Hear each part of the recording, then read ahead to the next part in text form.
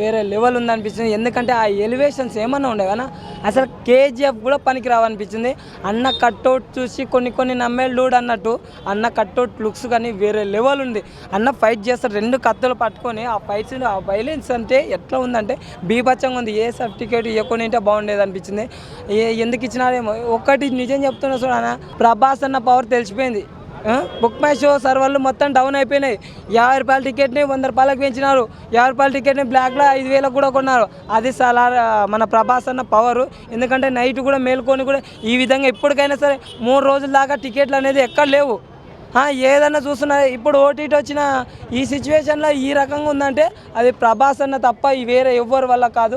Dinosaur ఇంతకుముందు మొత్తం భూమిని మొత్తం ఏలిన డైనోసార్ ఉంది కదా, ఇప్పుడు మొత్తం సినిమా ప్రపంచాన్ని డైనోసార్ మన ప్రభాస్ అన్న వెళ్తాడు. అదే చెప్తున్నా. సినిమా పరంగా వచ్చేసి పార్ట్ 1 ఏంటంటే వాళ్ళు కలిసి ఉండడము, పార్ట్ 2 వాళ్ళు విడిపోవడం.